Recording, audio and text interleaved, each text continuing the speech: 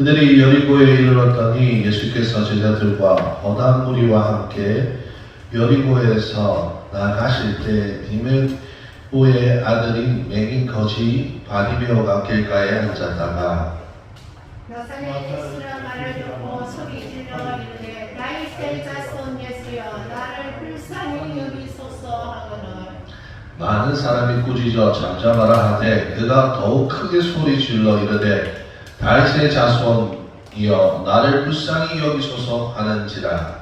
예수께서 올라서서 그를 부르라 하시니 그들이 또 내리를 부르며 이르되 안심하고 일어나라 그가 너를 부르신다 하매 맹인이 겉옷을 내버리고 뛰어 일어나 예수께 나오거늘 예수께서 말씀하여 이르시되 내게 무엇을 하여 주기를 원하느냐 맹인이 이르되 선생님이여 보기를 원하나이다. 예수께서 이르시되 가라 내 믿음이 너를 구원하였느니라 하시니 그가 곧 보게 되어 예수를 길에서 따르니라. 아멘. 기도하겠습니다. 하나님 아버지 감사합니다. 하나님은 우리의 필요를 채워주시는 하나님이십니다. 그러나 우리의 필요뿐 아니라 우리의 필요를 넘어 생명까지 우리에게 주시는 분이심을 우리가 알게 하여 주시옵소서. 우리의 믿음이 필요에 머물러 있는 것이 아니라 생명까지 이루고 하나님과 동행하는 데까지 이룰 수 있도록 우리에게 믿음 허락하여 주시옵소서.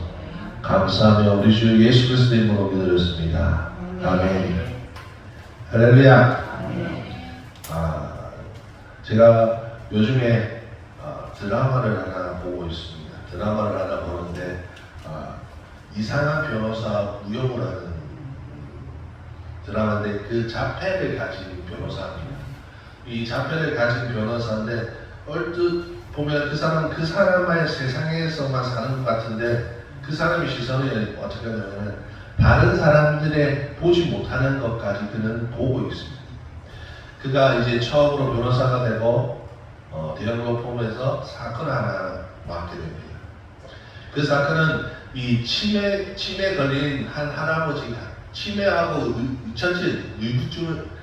의처증에 걸린 할아버지인데 그 할아버지가 그날에도 막말을 해요. 자기 부인에게 막말을 해요. 의심하고 막말을 하니까 그 치매 환자를 몇 년 동안 보던 할머니가 화가 나서 다리미로 머리를 이렇게 때렸습니다. 그래서 할아버지가 기절을 했는데 검찰에서는 이것을 갖다가 살인 미수로 본 겁니다. 그런데 할머니의 사정이 있지 않습니까? 그래서 불구속을 하고 그 재판을 시작합니다.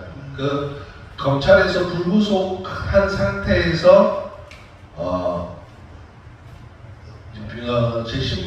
재판을 시작한다는 것은 할머니한테 집행유예를 주기로 작정을 한 거라고 얘기를 합니다. 그래서 그의 상사도 뭐라고 얘기하냐면 그래 검찰에서도 이 할머니를 불쌍히 여겨서 집행유예를 주려고 하니까 너는 가만히만 있어도 집행유예를 받을 수 있으니까 그냥 집행유예만 받으라 이렇게 얘기를 합니다. 그래서 우영우 변호사는 그 할머니를 만나고 옵니다. 그런데 그 할머니를 만나고 와서 갑자기 그가 살인미수에 대한 무죄를 주장을 합니다. 그리고 상해죄에 대한 집행유예를 받겠다고 얘기합니다. 그의 상사는 화가 납니다. 검찰도 집행유예를 줘서 그냥 쉽게 풀려나가게끔 하는데 왜 굳이 무죄를 받으려고 하는가 라는 질문을 합니다. 그러자 이 우영우 변호사가 하는 말이 지금 이 할머니와 할아버지가 두 분이서 살고 계시는데 이 할아버지가 공무원이었는데 그 공무원의 연금으로 생활을 하고 있고 또 할아버지의 명의로 된 빌라로 지금 그 빌라에서 나오는 월세로 그들이 생활하고 있다 합니다. 그런데 할머니가 만약에 살인 미수자가 되면 할아버지가 죽고 나서 그 돈을 다시 받을 수가 없다. 할아버지 연금을 이어받을 수도 없고 또한 이 할아버지의 명의로 된 그 빌라에서 나오는 돈을 받을 수가 없다. 그래서 살인자가 돼버리면, 살인 미수자가 돼버리면 할아버지가 죽고 나서 할머니가 힘들어진다는 거예요. 그래서 그 사실을 안 우영우는 이 살인 미수에 대해서 무죄를 주장하고 할아버지에 대한 상해에 대해서 집행유예를 받으려고 했다는 겁니다. 다른 사람들은 보지 못하는 것을 그는 깨뜨려 보았다는 겁니다. 그 주인공이 하는 말이 있습니다. 유명한 대사가 하나가 있는데 문제가 아니라 핵심을 말하러 와야 된다는 겁니다. 그 말은 할머니가 형법으로 하면 시력을 안 살아도 되고 참 좋은 일이 되겠지만 민사로, 민법으로 보면 그 할머니는 죽고 나서 어려움을 당할 수밖에 없다는 그 나중의 일까지 그는 깨뚫어서 그것을 재판을 한 겁니다. 제가 왜 이 드라마를 얘기하냐면 우리가 성경을 읽으면서도 중요한 부분을 놓치고 우리의 겉모습만 보고 넘어갈 때가 많다는 것을 생각합니다. 오늘 예수님께서는 바디메오를 만납니다. 할렐루야. 이 바디메오가 놀라운 사건을 맞이합니다. 거지 맹인 바디메오가 예수님을 만나서 눈을 뜬 사건. 우리는 거기에서 끝이 날 수도 있습니다. 그러나 성경은 그것을 말하지 아니하고 그의 뒤의 삶을 계속해서 말하고 있다는 것을 우리는 깨달아야 할 줄 믿으시길 바랍니다. 물론 우리는 이 바디메오의 믿음과 즉각적인 행동에 대해서 말하지 않을 수가 없습니다. 오늘 예수님의 제자들 그리고 예수님을 쫓아다니는 허다한 무리들이 어디를 가고 있습니까? 여리고라는 큰 성을 나가고 있습니다. 얼마나 많은 사람들이 예수님을 쫓아다녔겠습니까? 그리고 이 바디메오뿐 아니라 예수님 앞에 질병을 고쳐달라고 말했던 사람이 한두 명이겠습니다. 수많은 사람들이 예수님 내 아들을 고쳐주시고 누굴 고쳐주시고 누굴 고쳐주시고 얘기를 했을 것이고 수많은 사람들이 하나님의 복음을 더 말씀해 주세요 라고 얘기를 했을 것입니다. 예수님 주위에는 수많은 사람들이 예수님을 부르는 소리가 가득했을 것입니다. 그래서 많은 사람들이 예수님을 보호하고 있었던 것입니다. 그런데 특이한 것이 있습니다.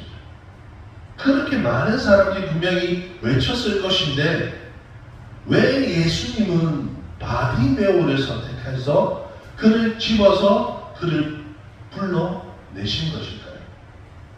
그것은 예수님에 대한 믿음이 올바로 되어 있었기 때문입니다. 할렐루야.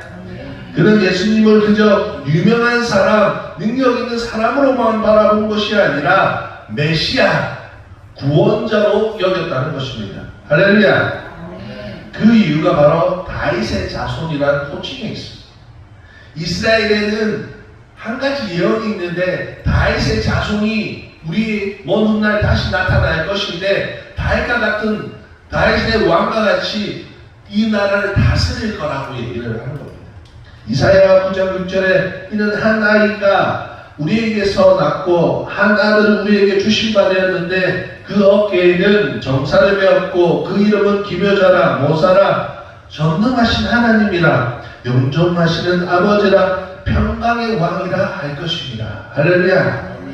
이사야 11장 1절에서 2절 이새의 줄기에서 한 싹이 나며 그 뿌리에서 한 가지가 나서 결실할 것이요 그 위에 여호와의 영 곧 지혜와 총명의 영이요 모략과 재능의 영이요 지식과 여호와를 경외하는 영이 강림하시리니. 할렐루야. 이사야의 말씀을 통하여서 먼 훗날에 이 이스라엘을 구원해 줄 메시아가 태어나는데 이 바디메오는 그 예수 그리스도를 그분으로 본 겁니다. 할렐루야. 예수님을 그들이 그토록 기다리던 메시아로 바라본 것입니다. 그 호칭 때문에 예수님은 그를 불러세운 겁니다. 사랑하는 성도 여러분, 우리가 예수님을 하나님 앞에 선택당한 이유는 하나님을 바라볼 수 있는 능력이 있기 때문입니다. 할렐루야. 하나님 앞에 바로 보고 하나님을 바로 보고 우리가 기도할 때 우리의 기도는 이루어질 줄 믿으시길 바랍니다. 그런데 그때 많은 사람들이 그에게 뭐라고 하냐면 잠잠히 하라고 그들을 막 가로막습니다.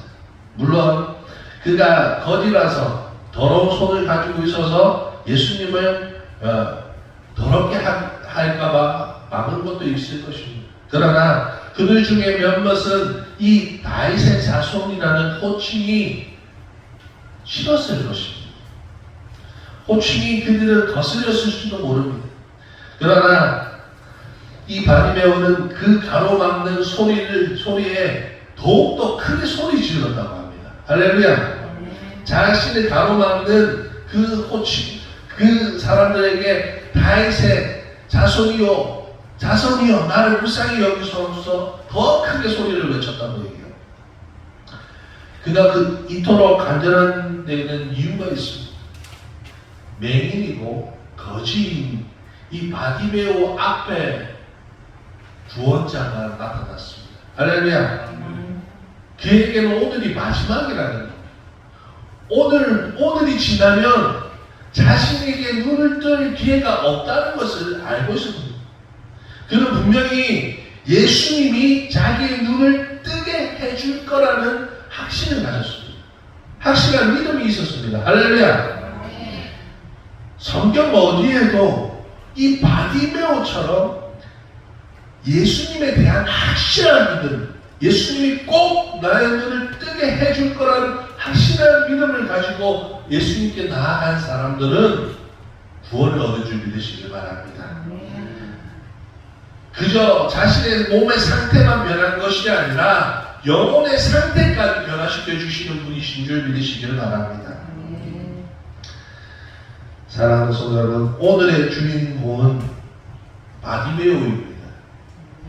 사람들은 자신의 분량대로, 자신의 신앙의 간대로, 믿음대로 사람을 가로막고 판단합니다. 그러나 오늘 주인공은 바디메오가 될 수밖에 없는 것은 주님 보시기에 그 당시 그 자리에 수많은 사람들의 여리고의 수많은 사람들 중에 예수님을 가장 확실히 믿었던 사람은 이 바디메오였기 때문에 할렐루야. 이 세상에서 가장 큰 믿음의 분량은 지금 그 당시에는 바디메오였다는 것입니다. 사랑하는 성도 여러분, 우리가 배워야 할 것이 바로 이것입니다. 믿음으로 하나님 앞에 나아갈 때 우리는 모든 것이 이루어질 줄 믿으시길 바랍니다. 또한 이 바디메오는 무엇을 합니까? 예수님이 그를 부르십니다. 그를 부르자 그가 뭐를 버리고 겉옷을 버리고 겉옷을 내버리고 예수님께로 나아갔다고 얘기합니다. 그 당시 옷 자체가 귀한 것입니다.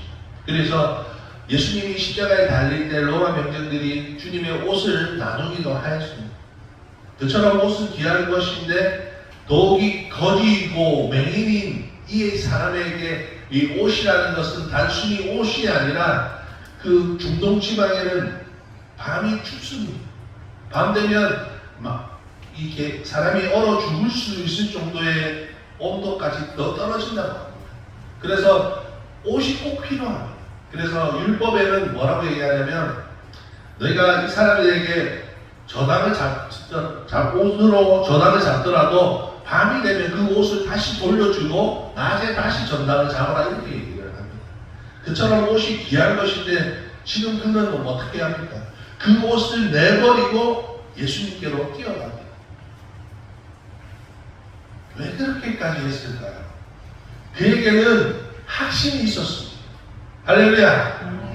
여러분, 우리에게 천국에 대한 확신이 더욱더 크다면 우리는 이 땅의 것을 정말 변으로 여기고 세상의 것을 가벼이 여길 수밖에 없을 것입니다. 그러나 우리가 세상을 이렇게 끝까지 잡고 있고 이 땅의 것을 끝까지 잡고 있다는 것은 천국의 것이 아직 우리에게 큰 것이 되지 못하기 때문이라는 것입니다. 사랑하는 성도 여러분, 예수님이 큰 것이 되길 진심으로 축원합니다. 하나님의 것이 하나님 앞에 속한 것이 가장 큰 것이 되는 줄 믿으시길 바랍니다. 그는 눈 뜰 거라는 확신이 가득했습니다. 그리고 예수님께서 그 확신을 가진 그에게 물어봅니다. 무엇하여 죽이를 원하느냐? 네가 나를 불러 세운 이유가 무엇이냐? 그는 보기 원한다고 말했고 결국 강면을 찾았습니다. 할렐루야. 우리는 다시 질문해 볼 필요가 있습니다. 우리에게 주님 앞에 섰을 때 이렇게 확실한 믿음이 있는가? 오늘이 마지막인 것처럼 주님을 만나고자 하는 믿음이 있는가? 라는 질문을 해볼 필요가 있습니다. 사랑하는 성도 여러분, 이 바디메오의 믿음이 여러분 안에 있으시길 진심으로 축원합니다. 또 한 가지는 우리가 또 한 가지 배워야 될 것은 우리는 믿음의 사람의 걸림돌이 되지 말아야 될 것입니다.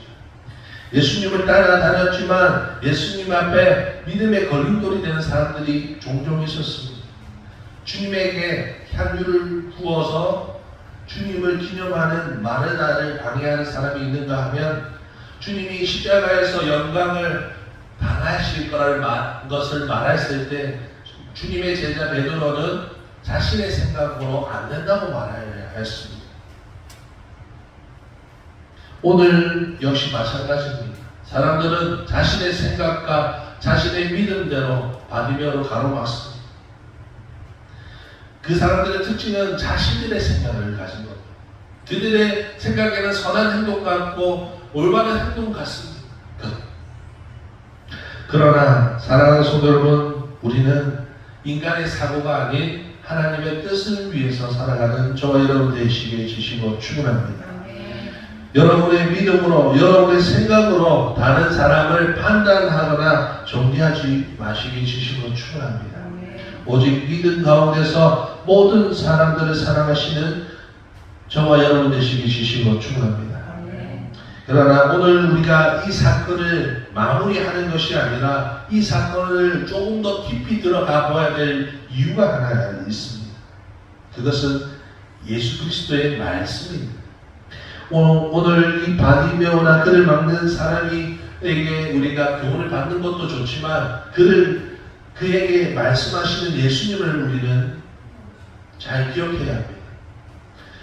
바디메오는 예수님을 보고 뭐라 말하냐면 불쌍히 여겨달라고 말했습니다. 과연 예수님께서 그가 맹인된 것을 불쌍히 여기셨을까요? 아닙니다. 예수님이 그를 불쌍히 여긴 것은 예수님을 보지 못하기 때문입니다. 그가 맹인이라서 불쌍한 것이 아니라 그가 예수님을 알지 못했기 때문에 불쌍한 것입니다. 사랑하는 성도 여러분, 이 땅에 수많은 사람들이 예수님께 필요를 가지고 나옵니다. 예수님께 필요를 가지고 나오는데 불쌍히 여겨달라고 예수님께 나오는데 그들에게 진짜 필요한 것은 무엇일까요?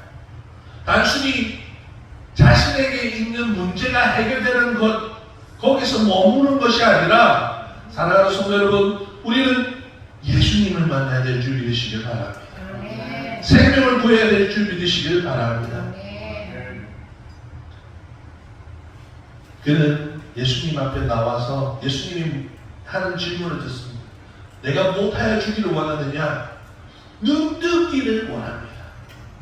불가능을 얘기합니다. 역사 속에서 그 어느 누구도 사람의 눈을 뜨게 한 일이 없습니다. 불가능을 그는 요구하고 있습니다. 그러나 예수님은 그 불가능에 뭐라 말씀하시냐면 너는 눈을 떴다 이렇게 말씀하시는 것이 아니라 너는 구원을 얻었다 라고 말씀하십니다. 불가능에 더 불가능한 일을 이루신 것입니다. 할렐루야. 그는 육신의 빛뿐 아니라 영혼의 빛까지 본 줄 믿으시길 바랍니다. 오늘 본문에 앞서 수많은 사건들이 있었습니다. 젊은 부자가 예수님 앞에 구원이 어떻게 받아들인가에 대한 질문에 자신의 재산을 포기하지 못해서 돌아갔고, 또한 주님의 제자들은 서로 싸웁니다. 누가 상석에 앉을 것인가 싸우기도 하였고, 또 주님의 주님의 수제자 베드로는 자신의 생각으로 주님의 영광된 이 십자가의 일을 막으려고도 했습니다. 그리고 예수님이 또 뭐라 말씀하시냐면, 마가복음 8장 34절에 무리와 제자들을 불러 이르시되 누구든지 나를 따라오려거든 자기를 부인하고 자기 십자가를 지고 나를 따를 것입니다. 할렐루야. 오늘 이 베드로를 염두하고 말씀하신 것처럼 미리 그 사건들을 예수님은 이 말씀하신 것처럼 느껴집니다. 우리는 이 바디메오처럼 모든 것을 포기하고도 주님을 만나면 주님을 따를 수 있는 사람이 된 줄 믿으시길 바랍니다. 오늘 이 바디메오는 이미 주님이 오셨을 때 모든 것을 버릴 준비를 하고 주님께로 나아갔습니다. 욕먹을 준비, 부끄러움 당할 준비, 그런 거 필요 없습니다. 주님께로 나아갔습니다. 나아갔고 단순히 육신의 고침뿐 아니라 그의 인생에서 가장 힘들었던 그 길가, 여리고 성 앞에 있는 그 길가에서 그는 누구를 만났나? 예수님을 만나서 예수님을 길에서 따라갔습니다. 할렐루야. 그의 고난의 길에서, 그의 인생에서 지우고 싶은 그 기억 속에서 그는 예수님을 만났고, 예수님으로 인하여서 그는 천국을 향해 나아간 줄 믿으시길 바랍니다. 사랑하는 성도 여러분, 때론 우리가 주님을 따라가는 이유, 예수님을 믿는 이유가 겉모습, 그리고 눈에 보이는 이 가시적인 것 때문에 주님을 따라갈 수도 있습니다. 어떠한 사람들처럼 배고픔 때문에 예수님을 쫓아갈 수도 있고, 병든 사람들처럼 이 병든 것 때문에 예수님을 따라갈 수도 있습니다. 그러나 거기서 머무르지 말고 우리는 더 큰 믿음을 가져서 기적을 맛보시게 주시면 축원합니다. 주님은 지금도 할 수 있다고 말씀하십니다. 예수님이 하는 일을 우리도 할 수 있다 말씀하십니다. 할렐루야. 그 위에는 믿음이 필요한 줄 믿으시길 바랍니다. 사람들은 예수님 앞에 겉모습만 바꾸기를 원합니다. 그러나 예수님은 그런 사람들의 속사람까지 바꿔버리시는 줄 믿으시길 바랍니다. 삶을 바꾸시는 분임을 믿으시길 바랍니다. 우리는 문제 하나를 들고 예수님께로 나와왔지만 하나님은 그의 인생을 바꿔버리셨습니다. 그는 길가에서 절망 속에서 살았을 것입니다. 만약에 눈을 뜨고 그 자리에 머물러 있었다면, 그 길에 머물러 있었다면 그는 여전히 그저 맹인 빼고 거지였을 것입니다. 그러나 그는 예수님을 보았고 확신했고 길에서 따라왔습니다. 할렐루야. 우리도 마찬가지입니다. 어떠한 이유를 가지든 우리는 예수님을 믿게 되었습니다. 할렐루야. 어떠한 조건을 받든 예수님을 믿게 되었습니다. 그렇다면 그 삶에서 머물러 있지 마십시오. 그 삶에서 벗어나 주님과 함께하는 삶을 들어가는 저와 여러분 되시길 진심으로 축원합니다. 우리는 하나님 앞에 우리의 삶의 문제를 내어놓았지만 하나님이 우리에게 원하시는 것은 우리의 신분이 바뀌는 것임을 믿으시길 바랍니다. 하나님은 우리의 삶의 진짜 문제를 아십니다. 너의 문제는 눈 뜨는 것, 병 고침 받는 것, 자식이 잘 되는 것, 돈 많은 것, 이 세상의 것이 아니라 구원받는 것이다. 할렐루야. 예수님을 만난 수많은 사람, 예수님께 믿음을 가지고 자신의 문제를 가지고 나온 수많은 사람들에게 주님이 마지막에 하신 말씀, 너는 구원을 얻었으니. 할렐루야. 우리는 구원을 얻었습니다. 우리는 무엇을 말해야 합니까? 물론 육신의 작은 것까지 기도해야 합니다. 하지만 진짜 우리가 변해야 되는 것은 믿음의 자체라는 것입니다. 작은 믿음이 아니라 병 고치는 그 믿음이 아니라 이제 주님과 함께 할 수 있는 믿음으로 전진하시는 저와 여러분 되시길 주시고 축원합니다. 사람들은 여전히 삶의 일부분만 변하기를 원하지만 하나님은 그것을 원하지 않습니다.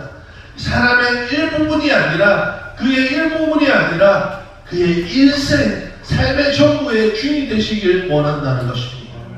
믿음을 사모하시기 진심으로 축원합니다. 말씀을 마칠까 합니다. 우리는 하나님께 육신으로 나아왔습니다. 그러나 육신으로 끝날 것이 아니라는 것을 믿으시길 바랍니다. 하나님은 육신뿐 아니라 우리의 영적인 문제까지 해결해 주시는 분이심을 믿으시길 바랍니다. 그렇다면 이제 우리는 하나님 앞에 무엇을 구해야 되고 어떻게 구해야 될까요? 언제까지 우리가 육신의 문제만 가지고 살아가겠습니까? 사랑하는 성도 여러분, 눈 뜨시길 바랍니다. 바디메오처럼 눈을 떠 구원자 메시아를 본다면 그분을 따르시길 바랍니다. 주님을 보게 된다면 놓치지 마십시오. 그분과 동행하는 길을 맞이하지 마시길 바랍니다. 모든 삶에서 주님을 닮아가도록 노력하시는 저와 여러분 되시길 진심으로 축원합니다. 사랑하는 성도 여러분, 우리는 강명 얻은 자가 되었습니다. 여전히 그 강명은 우리가 만든 것이 아니라 하나님이 주신 것입니다. 그래서 그 강명은 일시적으로 낫고 고침받고 사그러지는 그런 것이 아니라 영원한 빛이 우리 안에 있는 줄 믿으시길 바랍니다. 우리가 해야 될 일은 여전히 한 가지일 뿐입니다. 순종하고 믿는 것뿐입니다. 믿음이 우리를 살리는 줄 믿으시길 바랍니다. 그리고 그분과 동행하십시오. 사랑하는 성도 여러분, 참된 믿음을 가지시기 진심으로 축원합니다. 참된 믿음으로 주님께 부르심을 믿고 나아왔다면 이 땅의 문제뿐 아니라 육신의 문제까지, 영혼의 문제까지 해결받는 우리 모두 되시길 진심으로 축원합니다. 주님께 나아가십시오. 주님의 있는 그곳을 향해 소리치십시오. 주님이 여러분을 선택하시고 부르시고 여러분의 모든 문제를 바꿔 주실 것입니다. 기도하겠습니다.